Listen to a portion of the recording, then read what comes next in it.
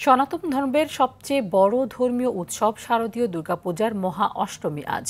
এই দিন অগ্নি, বায়ু, বস্ত্র, পুষ্প ও মাল্য এই 5 নৈবেদ্যে পূজিত হন দেবী দুর্গা। সকালে দেবীর চরণে পুষ্পাঞ্জলি দেন ভক্তরা।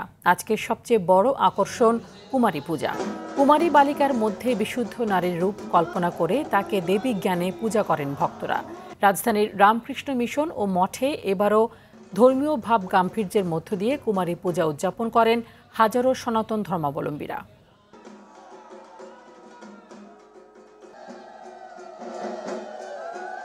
প্রতিটি নারীর মধ্যেই মা ভগবতীর রূপ প্রকাশিত। আজকে শক্তির যে আমাদের দেবী আমাদের সামনে আছেন, তো সেই শক্তি রূপে একজন কুমারীকে পূজা করা হয়।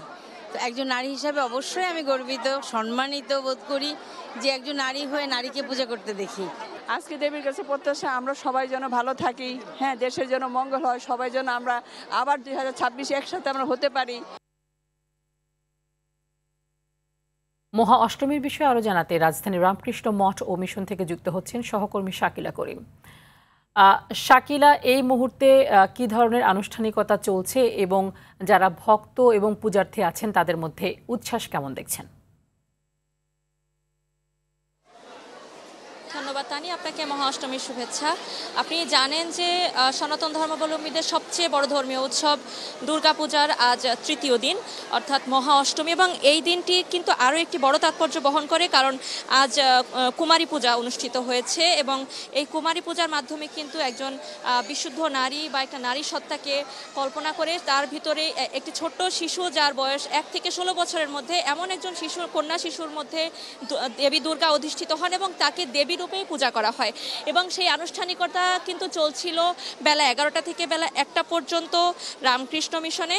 এবং এই মুহূর্তে আমি আছি ঢাকা বিশ্ববিদ্যালয়ে অবস্থিত জগন্নাথ হলে, এবং সেখানে কিন্তু দেখতেই পাচ্ছেন যে ভক্তবৃন্দ কিন্তু তারা দেবী মাকে শ্রদ্ধা জানাচ্ছেন, প্রণাম করছেন। কিছুক্ষণ আগে আমি যখন এসেছিলাম এখানে, তখন এখানে দেখেছি এখানে প্রসাদ বিতরণ হচ্ছে এবং সব ভক্তরা সবাই সুশৃঙ্খলভাবে দাঁড়িয়ে সবাই প্রসাদ নিয়ে সেই প্রসাদগুলো তারা গ্রহণ করেছেন। আপনাকে একটু জানিয়ে রাখি যে আজ মাতৃবন্দনায় কিন্তু কুমারী পূজার পরে কিন্তু আজ অষ্টমীর যে নানা ধরনের আনুষ্ঠানিকতা রয়েছে সেগুলো কিন্তু অনুষ্ঠিত হবে এবং এই সপ্তমী তিথির সকালে পূজার স্থলে কিন্তু নানা ধরনের ফল, ফুল, ধান বিভিন্ন সমন্বয়ে কিন্তু নবপত্রিকায় প্রচলিত ভাষায় কলাবউ প্রবেশের মাধ্যমে কিন্তু তারা পূজা অর্চনা করে থাকেন।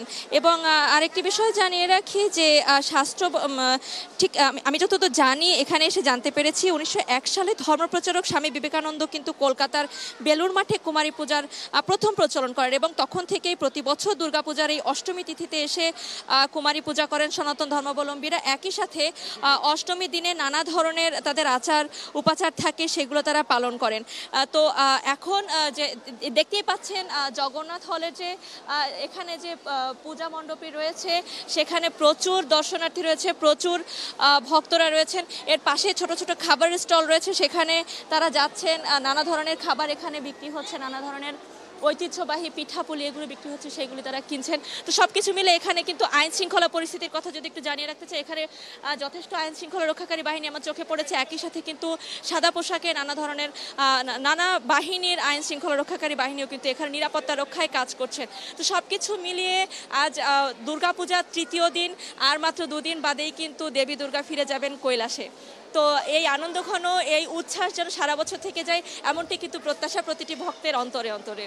তো তা নিয়েই ছিল আমার কাছে জগন্নাথ হল থেকে দুর্গাপূজার সর্বশেষ। ধন্যবাদ আপনাকে।